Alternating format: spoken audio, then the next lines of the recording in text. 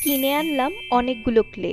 কি বানাবো ভাবতে ভাবতে আইডিয়া পেলাম এটার। তো চলো আজকে ক্লে দিয়ে এই সুন্দর পেন হোল্ডারটা বানানো যাক। পেন হোল্ডারটা বানাতে আমাদের এই ক্লে সবগুলো কালারেরই দরকার, তাই আমি প্রত্যেকটা কালার থেকে এভাবে ক্লে বের করে নিব।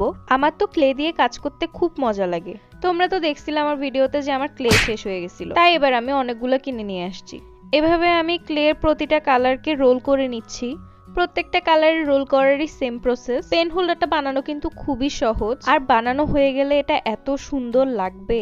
আমি রোল করে রাখা ক্লেগুলোকে এক এক করে জয়েন করে দিচ্ছি।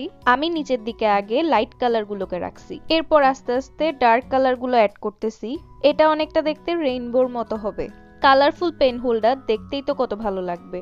আমি এভাবে একটা একটা করে প্রত্যেকটাকে জয়েন করে নিলাম। এভাবে দেখতেই কি যে সুন্দর লাগছিল।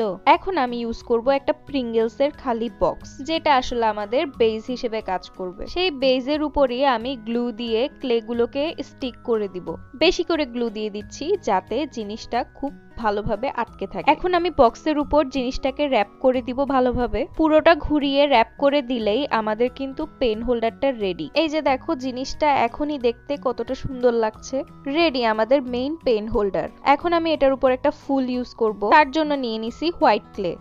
হোয়াইট ক্লেকে ছোট ছোট সেকশন করে এভাবে একটু লম্বা করে যদি আমরা সেটাকে চাপ দেই তাহলে হয়ে যাবে পাপড়ি। এভাবে প্রত্যেকটা পাপড়ি রেডি করে পাশাপাশি লাগিয়ে দিলেই ফ্লাওয়ার রেডি। আমি ব্যস্ততার কারণে ভিডিওই মেক করতে পারি না, তাই অনেক লেটে লেটে ভিডিও আপলোড করি। যাই হোক, এখন ফুলের উপর একটা কমলা কালারের ক্লে দিয়ে দিলাম। আমাদের আজকের ফ্লাওয়ারটাও খুব সুন্দর হয়েছে, যেটাকেও আমি গ্লু দিয়ে পেন হোল্ডারের মধ্যে স্টিক করে দিছি। এই যে দেখো পুরোটা কমপ্লিট। কেমন হয়েছে আসলে তোমরাই আমাকে জানাবা। যদি ভিডিওটা একটুও হেল্পফুল হয়ে থাকে